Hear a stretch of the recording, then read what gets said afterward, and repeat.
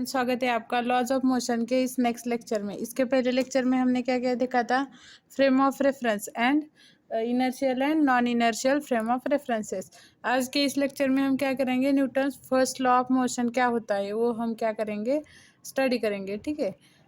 उसके पहले देखिए, अगर हमें कोई बॉडी है, वो क्या है? रेस्ट में है। अगर उसे हमें डिस्प्लेस करना है पोजीशन ए से पोजीशन बी तक, तो हमें क्या करना होगा? उस बॉडी को क्या करना होगा? एक्सटर्नल फोर्स अप्लाई करना होगा। क्या करना होगा? एक्सटर्नल फोर्स अप्लाई करना होगा। इसका मतलब क्या है कि कोई भी बॉडी उसी रेस्ट ऑफ पोजीशन में रहती है कब तक? जब तक हम उसे क्या नहीं करते? एक्सटर्नल फोर्स अप्लाई नहीं करते, ठीक है। ये तो एक है। अनदर हम एक एग्जांपल लेते हैं, ठीक है। हम फुटबॉल में देखते हैं, फुटबॉल प्लेयर क्या करते हैं? इस बॉल को क्या करते हैं? किक देते हैं, किक देते हैं। इससे क्या होता है कि इससे फोर्स मिलता है, एक्सटर्नल फोर्स मिलता है, और वो क्या होता है? ऊपर की तरफ फ्लो होता है या फिर जाता है। तो इस बॉल को हमें क्या करना होता है? एक्सटर्नल फोर्स किसके रूप में? किक के रूप में देना होता है, ठीक है। उसकी वजह से क्या है? अपवर्ड पुल हमें क्या करना होता है? देना होता है। और उस वो क्या हम फुट की मदद से, हमारे फुट की मदद से, हेल्प से क्या करते हैं? इसे देते हैं फुटबॉल से। ये क्या हो गया? यहाँ पर भी क्या करना है हमें? फुटबॉल को एट रेस्ट से अपवर्ड की डायरेक्शन में हमें पुल करना है। तब हमें क्या करना होता है? अपवर्ड पुल को, मतलब एक्सटर्नल फोर्स को अप्लाई करना होता है। और अगर हमें एक और एग्जांपल लेना है तो देखिए, अगर कोई अनदर एग्जांपल हम लेंगे कि हमारा बुक अगर टेबल पर है, टेबल पर हमें कोई बुक रखा है, ठीक है। यहाँ पर क्या है? बुक है। अगर हमें इसे डिस्प्लेस करना होता तो करना है तो हमें क्या करना होता है? इस पे हमें फोर्स अप्लाई करना होता है। मतलब इस हमें खुद ही इसे क्या करना होता है? एक जगह से दूसरी जगह पर उठा के रखना होता है। वो खुद यहाँ से एक जगह से दूसरी जगह नहीं जाते, चाहे फुटबॉल हो चाहे बुक हो, ठीक है। तो हमें यहाँ पर दो एग्जांपल से क्या समझ आया? कोई भी बॉडी एट रेस्ट पोजीशन में रहती है कब तक? जब तक उसे कोई एक्सटर्नल फोर्स अप्लाई नहीं होता। और एक हमें और एग्जांपल क्या ले सकते हैं? देखिए, कोई इंक्लाइंड प्लेन है। ये क्या है? कोई इंक्लाइंड प्लेन है।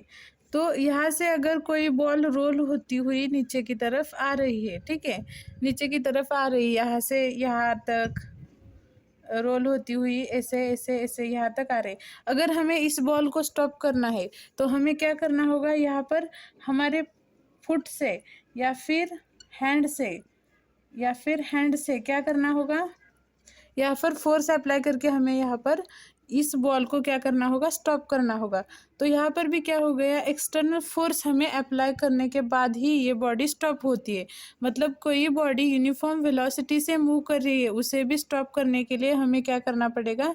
एक्सटर्नल फोर्स को अप्लाई करना पड़ेगा। पहले दो एग्जाम्पल में भी हमें एक्सटर्नल फोर्स को अप्लाई करना था। इस एग्जाम्पल में भी हमने क्या किया है? एक्सटर्नल फोर्स को अप्लाई किया है। अब देखिए, ये क्या है कि हमारा फुट हो, हैंड हो, in contact with these bodies, मतलब इस बॉडी के कांटेक्ट में हमारा फुट या फिर हैंड आता है, तभी एक्सटर्नल फोर्स अप्लाई होता है। ऐसा हमने इस 2-3 एग्जाम्पल में देखा। लेकिन ऐसा ज़रूरी नहीं है। It is not necessary to body contact to another body।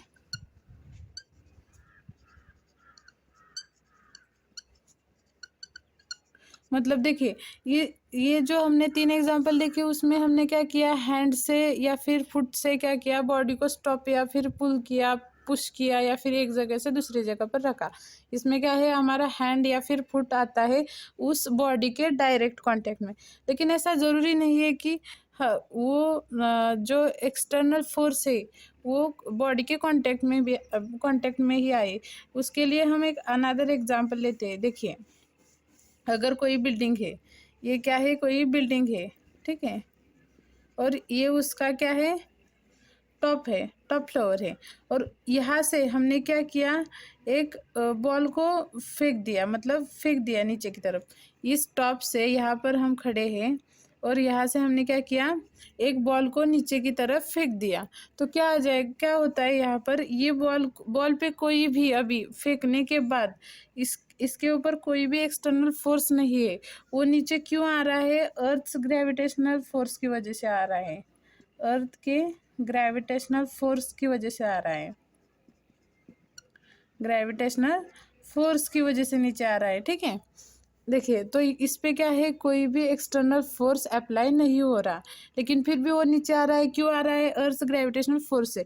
तो इससे क्या समझ सकते हैं हम कि एक्सटर्नल फोर्स के लिए कोई भी बॉडी कांटेक्ट में ना आए, या फिर आना ही चाहिए, ऐसा कोई भी ज़रूरी नहीं है। और अनदर एक एग्जांपल हम इसका क्या ले सकते हैं कि देखिए, ये कोई आयरन रॉड है, ठीक है, एक एट एनी डिस्टेंस, अगर यहाँ पर कोई मैग्नेट होगा, कोई भी मैग्नेट अगर है यानी एस पोल से कोई भी हो, कि थोड़ी अंतर पे हो, थोड़ी डिस्टेंस पे हो, तो भी इस रॉड को या इस आयरन रॉड को क्या करता है, एक्सेप्ट अट्रैक्ट करता है। ठीक है, तो यहाँ पर भी क्या है, टू बॉडीज में डिस्टेंस है, डायरेक्ट कांटेक्ट में नहीं है ये दोनों। और यहाँ पर भी ग्रेविटेशनल फोर्स जो है अर्थ की तरफ से उसे अट्रैक्ट कर रहा है, वो भी इस बॉल के कांटेक्ट में नहीं है। ठीक है, तो यहाँ पर हम क्या समझ सकते हैं कि जो एक्सटर्नल फोर्स है वो डायरेक्ट बॉडी के कांटेक्ट में ना भी आए तो भी यहाँ पर क्या होता है, एक्सटर्नल फोर्स अप्लाई होता है। ठीक है, थोड़ी डिस्टेंस से भी हो लेकिन अप्लाई होता है। ठीक है, ये दो क्या हो गए, दो एग्जांपल। इसमें क्या है, external agency can exert force on a body even from distance. ये दो एग्जांपल हो गए, डिस्टेंस से हम क्या कर सकते हैं, बॉडी पे फोर्स अप्लाई हो सकता है। इसी के इसी को अप्लाई करते हुए सर आइजैक न्यूटन ने फंडामेंटल लॉज को एक्सप्लेन किया है। किस किस फॉर्म में किया है, देखिए किस किस मोशन में आइजैक न्यूटन ने फोर्स को, मतलब लॉज ऑफ मोशन को, फंडामेंटल लॉज को एक्सप्लेन किया है। फर्स्ट क्या है, मोशन ऑफ प्लैनेट्स। सेकंड क्या है, motion of objects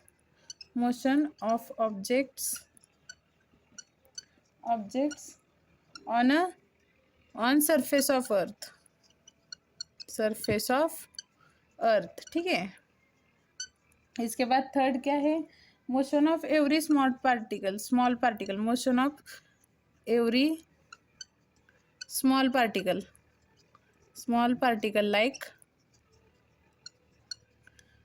like atoms and molecules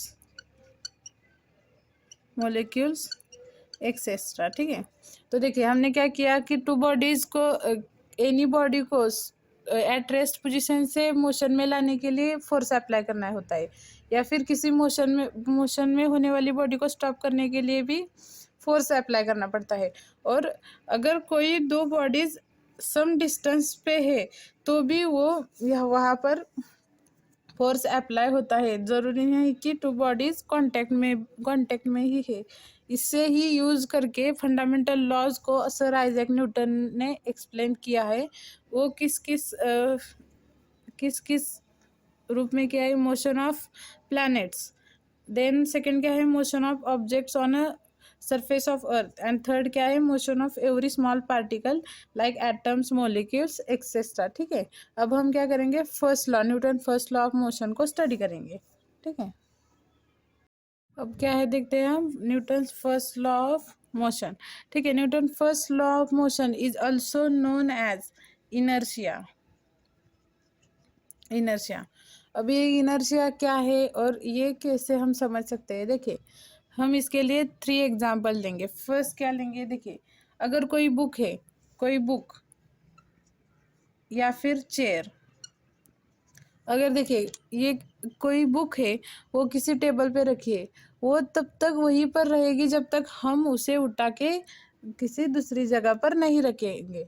उसके लिए एक्सटर्नल फोर्स ज़रूरी है, ठीक है, अप्लाई करना पड़ता है उसके लिए, एक बुक को एक जगह से दूसरी जगह रखने के लिए, ठीक है, हम उसे अप्लाई करते हैं। फिर देखिए, अगर हमारे रूम में कोई चेयर है, वो चेयर क्या है, एज इट इज़ रहेगी अगर हमने उसे एक जगह से दूसरी जगह पर नहीं रखा तो। चाहे कितने भी सालों से अगर हम वहाँ पर देखें और उसे हमने हाथ तक नहीं लगाया तो फिर क्या है, वो एज इट इज़ पोजीशन में रह जाएगी। उसके लिए भी क्या है, एक्सटर्नल फोर्स ज़रूरी है किसी भी चेयर को वन रूम से अनदर रूम में ले जाने के लिए, ठीक है। अब देखिए सेकंड एग्जांपल लेते हैं हम पेपर वेट का। पेपर वेट देखिए, अगर हमने नंबर ऑफ पेजेस के ऊपर एक पेपर वेट रखा है और क्या किया हमने कि सडन जर्क से नंबर ऑफ पेजेस है, देखिए ये क्या है, नंबर ऑफ पेजेस है और उस पे क्या है, एक पेपर वेट रखा हुआ है और मैंने क्या किया, सडन जर्क अप्लाई किया और एक पेज को सडनली खींच लिया मेरी तरफ, तो क्या हो गया, वो पेपर वेट हिलेगा भी नहीं, एज इट इज़ पोजीशन में रहेगा। तो इसका मतलब क्या है कि हमने जो फोर्स सडन जर्क जो हमने दिया वो पेपर को दिया, paper weight as it is उसके पोजीशन में रहेगा क्योंकि उस पर कोई भी फोर्स अप्लाई नहीं हुआ, ठीक है। इसके लिए भी अगर हमें पेपर वेट को हिलाना है तो हमें वेट के ऊपर क्या करना है, फोर्स लगाना पड़ेगा, ठीक है। तो यहाँ पर भी क्या है, एक्सटर्नल फोर्स ज़रूरी है। हमने सडन जर्क दिया लेकिन किसी पेपर पे दिया तो पेपर वेट पे कोई भी फोर्स अप्लाई नहीं हुआ, इसीलिए वो एज इट इज़ पोजीशन में, एज इट इज़ मोशन में रह गया, ठीक है। ये क्या हो गया, सेकेंड एग्जांपल। थर्ड क्या है, a car moving with velocity, ठीक है। अब देखिए, अगर कोई कार यहाँ से इन मोशन में, स्टार्टिंग में क्या होता है, कार रेस्ट से स्टार्ट हुई, रेस्ट से क्या हो गई, रेस्ट से मोशन में आने के बाद as it is continuous velocity से मूव कर रही है तो उस पर भी कोई एक्सटर्नल फोर्स अप्लाई नहीं होता, ठीक है। वो क्या है, हॉरिजॉन्टल स्मूथ हॉरिजॉन्टल रोड पे अगर वो कार मूव हो रही है तो उस पर भी कोई भी एक्सटर्नल फोर्स अप्लाई नहीं होता, ठीक है। तो देखिए, इन थ्री केसेस में क्या है, all these three cases there is a required to apply external force, ठीक है। अब देखिए क्या है, फर्स्ट टू एग्जाम्पल क्या है, एट रेस्ट कंटिन्यूस, क्योंकि उस पे हमने क्या किया नहीं, एक्सटर्नल फोर्स अप्लाई नहीं किया। और देखिए थर्ड एग्जाम्पल में भी क्या है, एक्सटर्नल फोर्स नहीं है क्योंकि क्या है, वो यूनिफॉर्म वेलोसिटी से क्या है, मोशन में है, स्ट्रेट लाइन में। इससे हम क्या कह सकते हैं, force is not needed to maintain the state of uniform motion, it is required to change the state of rest और state of uniform motion. This conclusions are summarized in the Newton's laws of motion. तो यहाँ पर हमने क्या किया, three example में there is a required to external force और यही हमने क्या किया है, समराइज किया है Newton's first law of motion में, ठीक है। तो अब हम क्या कहते हैं, फर्स्ट लॉ का स्टेटमेंट देखते हैं। न्यूटन फर्स्ट लॉ को ही क्या कहते हैं, इनर्शिया। और उसमें समझने वाली बात यही है कि हमें सिर्फ किसी भी बॉडी को स्टेट ऑफ रेस्ट से स्टेट ऑफ मोशन में लाना है तो उसके लिए एक्सटर्नल फोर्स अप्लाई करना पड़ता है, ठीक है। अब देखिए क्या है स्टेटमेंट, जो हमने अभी तक एग्जाम्पल से देखा है बस वही हमें इस स्टेटमेंट में हमने लिखा है, ठीक है। क्या है statement, every inanimate body continues in a state of rest और uniform motion in a straight line unless it is acted upon by an external unbalanced force. क्या है यहाँ पर, कोई भी इन एनिमेट बॉडी मतलब जो क्या है, जिसे हम क्या नहीं कहते, सोललेस मतलब सोललेस बॉडी, ठीक है। सोललेस मतलब जिसे हम निर्जीव, हिंदी में क्या शब्द है उसके लिए, निर्जीव, ठीक है, जिसमें जान ना हो, ऐसी ऐसी body continues in a state of rest और uniform motion. Every soulless body is continues in a state of rest or uniform motion in a straight line. कोई भी बॉडी एट रेस्ट और continuous in a straight line कब तक रहती है? जब तक उसके ऊपर कोई एक्सटर्नल अनबैलेंस्ड फोर्स अप्लाई नहीं होता. और यही क्या है? Statement of Newton first law of motion. ठीक है. इसके बाद हम क्या करते हैं? Inertia. Newton's laws of motion को ही हम क्या कहते हैं? Inertia. Inertia is a important property of material. क्या है इनर्शिया? इनर्शिया क्या है? Important property of material. ठीक है. Material body at rest does not move itself और a body moving in a straight line with a uniform velocity does not change its state of uniform motion of its own occur. देखिए कोई भी body, जैसा हमने यहाँ पर क्या है लिखा है, कोई भी बॉडी इटसेल्फ से, इन एनिमेट बॉडी इटसेल्फ मूव नहीं होती जब तक उसके ऊपर क्या है? कोई एक्सटर्नल प्रॉपर्टी या फिर एक्सटर्नल फोर्स अप्लाई नहीं होता. That means every material body is inert और inactive to change in its state. और इस प्रॉपर्टी को ही क्या कहते हैं? इनर्शिया. ठीक है. मतलब कोई भी बॉडी इटसेल्फ मूव नहीं होती, इनएक्टिव होती है. उसी बॉडी के उसी प्रॉपर्टी को क्या कहते हैं? इनर्शिया.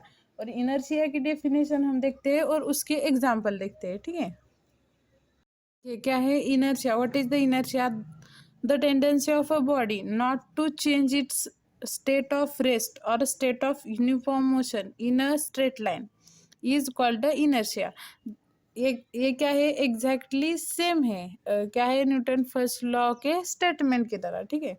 कोई भी बॉडी की टेंडेंसी क्या होती है? वो कभी मतलब चेंज इट्स उसकी स्टेट चेंज नहीं होती, या फिर वो क्या है? State of uniform motion in a straight line में होती है. कि कोई भी बॉडी अगर रेस्ट में है तो वो रेस्ट में ही रहेगी. और ये क्या है? बॉडी की प्रॉपर्टी है और उस प्रॉपर्टी को क्या कहते हैं? हम इनर्शिया कहते हैं. ठीक है. अब हम इसके एग्जाम्पल देखते हैं. ठीक है. फर्स्ट एग्जाम्पल क्या है? देखिए, अगर हमने किसी टेबल क्लॉथ को क्या है? सेट किया है और उसके ऊपर पॉट रखे, प्लेट्स या फिर पॉट रखे हुए हैं. ठीक है. अगर हमने उस टेबल क्लॉथ को सडन जर्क से क्या किया? फ्लिक किया, सडन जर्क दिया और उसे खींच लिया, तो क्या है? वो पॉट या फिर वो डिशेस एज इट इज रहती है. क्यों रहती है? क्योंकि वो उसके ऊपर या फिर इन प्लेट्स के ऊपर कोई भी एक्सटर्नल फोर्स अप्लाई नहीं हुआ है. वो क्या है? एज इट इज रेस्ट में रहते हैं. और ये क्या हो गया? ये क्या है? बॉडी का इनर्शिया है जो उन्हें एज इट इज रेस्ट में रखता है. ठीक है. हमने क्या किया? इसके टेबल के ऊपर जो क्लॉथ है उसके ऊपर हमने क्या किया? फोर्स को अप्लाई किया और उसे खींच लिया, तो पॉट एज इट इज रहते हैं. ये क्या हो गई? बॉडी की टेंडेंसी जो जिसे हम इनर्शिया कहते हैं. वो क्या कहते हैं? करता है कि कीप रेस्ट में रखता है उन पॉट्स को. ठीक है. अगर सेकेंड एग्जाम्पल हमने लिया कि देखिए कोई अगर ये ग्लास है,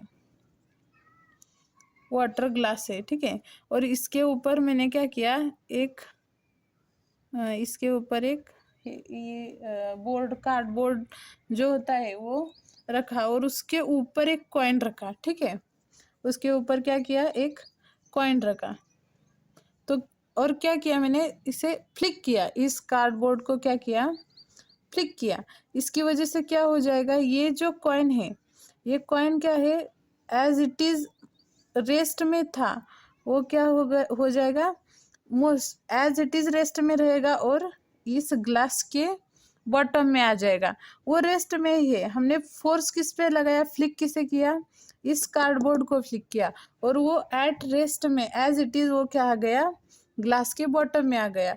ये क्यों हो गया? क्योंकि ये एज इट इज रेस्ट के ही मोशन में है और रेस्ट में ही आ जाएगा. एज इट इज वो क्या आ गया? नीचे आ गया. क्योंकि क्या हमने कार्डबोर्ड पे फोर्स लगाया था, उसे फ्लिक किया था. ठीक है. तो यहाँ पर भी बॉडी का टेंडेंसी जो इनर्शिया है वो हम समझ सकते हैं. थर्ड एग्जाम्पल क्या ले सकते हैं हम? देखिए, थर्ड एग्जाम्पल किसका ले सकते हैं? अगर हम किसी बस से जा रहे हैं, बस से, ठीक है, ये क्या है? बस है, ठीक है, यहाँ पर कोई डोर है। आप सिर्फ क्या कीजिए, अंडरस्टैंड कीजिए कि हमने यहाँ से छलांग लगाई या फिर हम यहाँ से कूदे, बस से क्या किया हमने? छलांग लगाई। तो हमारे पैर क्या हो जाते हैं, मतलब बॉडी, हमारी जो बॉडी होती है एज इट इज बस के मोशन में होती है, लेकिन हमारे फुट जो है क्या है, फ्लोर पे आके जब रुक जाते हैं तब हमारी बॉडी स्टॉप हो जाती है और हमें पैर में दर्द होने लगता है। तो उसका क्या है, जब हमारे फुट स्टॉप होते हैं तभी भी हमारी बॉडी क्या होती है, बस के यूनिफॉर्म मोशन में होती है, इसीलिए हम फॉल हो जाते हैं, जमीन पे क्या हो जाते हैं, फॉल हो जाते हैं, ठीक है। और यही क्या है, ये भी यहाँ पर इनर्शिया इनबैलेंस्ड हो जाता है, इसीलिए यहाँ पर हम फॉल हो जाते हैं जब बस से हम गिरते हैं जमीन पे, ठीक है। और यही क्या है, ये क्या है, 3 एग्जाम्पल है। इसके बाद कंसेप्ट ऑफ फोर्स क्या होता है? क्या होता है फोर्स? जो हम एक्सटर्नल फोर्स कहते हैं, अप्लाई करते हैं, उसकी क्या डेफिनेशन है वो हम देखते हैं। देखिए क्या है कंसेप्ट ऑफ फोर्स, क्या है? The physical quantity which changes or tend to change the state of rest or of a uniform motion of a body in a straight line is called a force। जो हमने अभी तक examples में देखा है वही सिर्फ यहाँ पर क्या है, वर्डिंग में लिखा है कि ऐसी फिजिकल क्वांटिटी जो क्या करती है, बॉडी को चेंज, मतलब बॉडी की रेस्ट को, मतलब जो बॉडी रेस्ट में है उसे मोशन में लाती है, या फिर जो मोशन में है उसे रेस्ट में लाती है। जो उसके लिए जो फिजिकल क्वांटिटी अप्लाई की जाती है उसे क्या कहते हैं, फोर्स, ठीक है। और यही हमने वर्डिंग में लिखा है, ठीक है। The physical quantity which changes और tend to change the state of rest और of a uniform motion of a body in a straight line is called a force, ठीक है। अब देखिए क्या है, there is a no difference between the state of rest and of a uniform motion because the state of rest also state of uniform motion with zero velocity। मतलब state of rest and state of uniform motion is same as it is because both are in a same velocity या फिर constant velocity, ठीक है। तो इससे हम क्या समझ सकते हैं, state of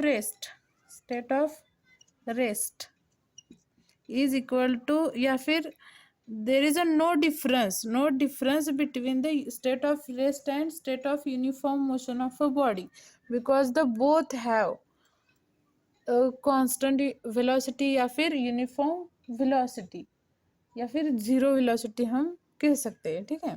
और यही था हमारा Newton first law of motion. Video कैसा लगा मुझे कमेंट पे बताइए और मेरे वीडियो को लाइक शेयर सब्सक्राइब कीजिए। Thank you.